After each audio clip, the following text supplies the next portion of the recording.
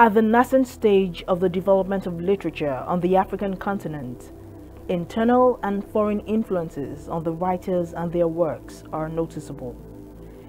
Any discussion on the source of inspiration for African creative authors would naturally raise the subject of oral tradition as a major source of material in African writing. Nonetheless, the effect of the exposure of African writers to Western education and Western literary tradition is decipherable in their literary works. Adaptation in literature is the creation of a new story or the retelling of an old story in a new media form that is based on an already existing work. Adaptation at times can be seen as a restoration of an older form of medium to a more modern medium in order to interest the younger generation, make the older work better suited and more successful in its current environment. We're in the origin of African drama or contemporary literature. I mean, when we started writing written literature, most of our earlier writers, then playwrights, tried their hands at adaptation. Because writing generally is based on tradition and history. When you set out to write as a writer, whatever you are trying to write is based on what has been written before. You must have done general widespread reading. And when you have read much and you want to now start your own writing, sometimes some of the things that you have read may have made a lot of impact on you. And that may now make you to be interested in modeling some of your writings on what has happened before. So adaptation was very popular with African playwrights of those early times. First generation African playwrights. They tried adaptation one way or the other.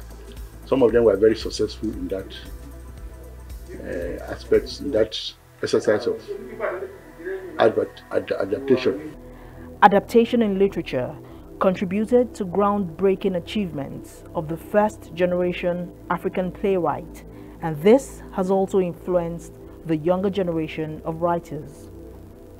One of the elements that contributed to a successful adaptation among African writers to Western works is the discovery of a parallel between the Grecian way of life and worship in particular and those of the indigenous people of Africa. Olarotimi specifically points out the multiplicity of the Yoruba gods, which is comparable to that of ancient Greek gods. It is also notable that there are some virtues of complementarity common to both cultures and on which adapting authors base their idea. African writers, playwrights, poets, novelists tried their hands at adaptation because of their experience of reading and basing their work on earlier traditions. Because literature, writing is based on tradition, what has happened before. Now, The Gods Are Not to Blame was one of the most successful adaptation done by an African playwright, Olarotimi. It was based on Sophocles' Oedipus Rex,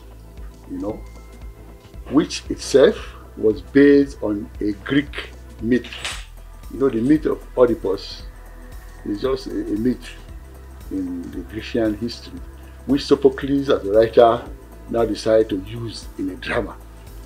Now, when Olarotimi wrote his own, I think it was clearly based on that adaptation, on that earlier text by Sophocles. Some African works that have drawn from Western literary background: Women of Owu by Oshofisong, a reworking of a Greek tragedy, Euripides' The Trojan Women; Edufa by Efua Sutherlands, drawn from Euripides' Alcestis; The Bacchae of Euripides by Wole Soyinka, drawn from Euripides' work; The Island by Arthur Fuggins, which reverberates the myth of Anligan; The Gods Are Not to Blame by Olarotimi, which drew from Oedipus Rex, a Greek classic; Song of a Goat by J.P. Clark, sourced from the classical tradition, and so many others.